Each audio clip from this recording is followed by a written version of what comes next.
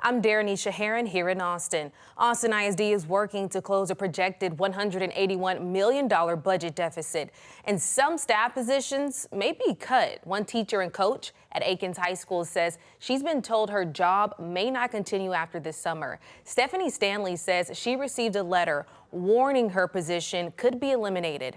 The district has already closed 10 campuses to address the shortfall. Superintendent Matea Segura also has acknowledged possible staff reductions during a recent board budget meeting. Stanley says she signed a 3-year contract just last month to take the job at Aikens High School. Now, as she waits to learn her future, she's trying to find peace. I don't know what my future is right this second,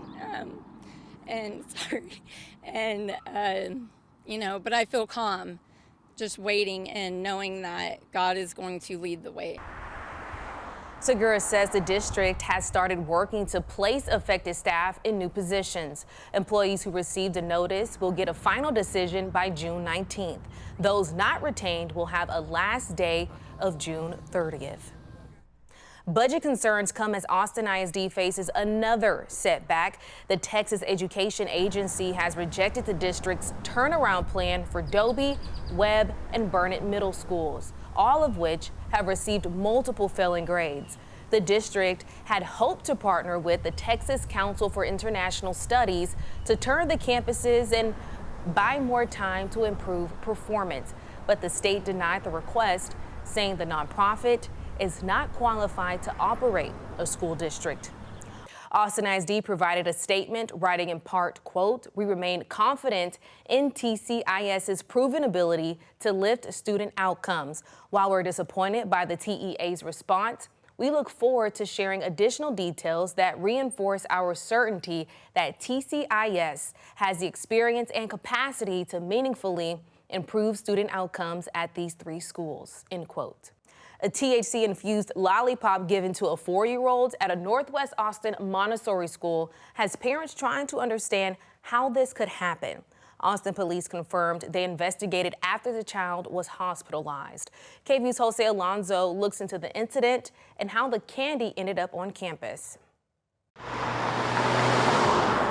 Concerns loom after an incident at this Montessori school in Northwest Austin. The nest at Anderson Mill and Austin police confirm that one THC-infused lollipop was given to a 4-year-old child through a birthday goodie bag last week. Unfortunately, it's becoming a fairly regular occurrence for kids to gain access to cannabis edibles. Betsy Jones with the organization Texans for Safe and Drug-Free Youth says in 2024, more than 200 Texas children under the age of 6 years old were exposed to cannabis edibles. Texas Poison Control has seen a 50% increase in children under 6 exposed to cannabis edibles just in the last couple of years. That's a reflection of how available those products are now and how the state of Texas didn't really have a plan to restrict those products before they went on the market. The mom of the child who ate the THC candy shared this picture of what the wrapper looked like. She says her son was hospitalized, but is doing okay now. The packaging, it is very youth-friendly and youth-oriented. There's lots of cartoon characters,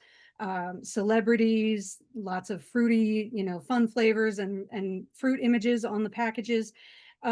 There's also a lot of imitations of popular brands. Austin PD's Child Abuse Unit investigated how the lollipop got to the child and determined there was no criminal intent. The department says, quote, "Because the investigation did not produce sufficient evidence to meet the statutory elements of a criminal offense under applicable Texas law, the case was administratively closed." The CEO of the Montessori school, Shavonda Lawson, says a parent did not follow the school's policies, resulting in the THC lollipop being given out in a goodie bag, and that it was not consumed on campus. They went on to say, quote, "In response to this incident, we have reviewed and strengthened our notification protocols, established clearer policies around parent-provided items on school grounds, and put procedures in place that remove individual judgment from time-sensitive communications so that our community is notified promptly in any situation of this nature going forward." That was KVUE's Jose Alonso reporting. In honor of America's 250th birthday this summer, we're sharing stories of extraordinary Americans who are going above and beyond for their communities. Austin Fire Department Battalion and Safety Chief Eddie Martinez has spent more than 3 decades answering some of Austin's toughest calls. And as Michael Courier shows us, now Martinez is watching the next generation answer. Sounded really cool, sounded like a cool thing to do. For more than 30 years, Austin Fire Chief Eddie Martinez has built a career around service, from burning buildings to ground zero after 9/11. But these days, it's not the calls It's changed a little bit throughout the years. or the rank that gets his attention most. Seeing all the devastation that I saw there, it's made me want to be sure the people I work with and around are very family oriented. Family. For firefighters, it's a word used often, and sometimes family becomes family. I remember going to the station all the time, being there when he went on calls. He would tell us about a lot of it, so I always kind of felt like we were in the process with him. There's fire and big red trucks, which are cool, but I feel like there was so much more that we found out later as we grew up into it. Eventually, the firehouse stopped feeling like just their dad's workplace. It started feeling like home, as both Alex and Ava It was very surprising are now Austin firefighters. that my kids, both of them wanted to follow my footsteps. It was a little bit of surprise, but I'm super proud. Proud, and still very much a dad. It is also a little bit weird. You walk in, especially when I was on probation, he would walk in or we'd go and see each other on calls, and it's like, hi, Chief, Dad, Chief? It can be definitely a little complicated trying to figure out how to navigate that line. At home, they're dad, like he does it brother, really well. He sister. does it- At a fire, well, everything changes. There's a switch to flip, right? When you go to a fire, you turn on that professional mode and you get to work. And sometimes all three respond to the same calls. It's actually really cool. They are very happy. They get up and they have a smile on their face and they're going out the door. You know, both of them are very young in the fire department, and I've been able to witness them at fires and see the thought processes that they go through. But around the department, the Martinez name carries weight. Going to classes, coming back and talking to him about things that I'm learning or seeing or doing, and him saying, oh, I wrote the curriculum for that. But what matters most after all these years for Eddie is this. One of the things that retired firefighters talk about is missing the people in the job. They don't necessarily miss the job, they miss the people.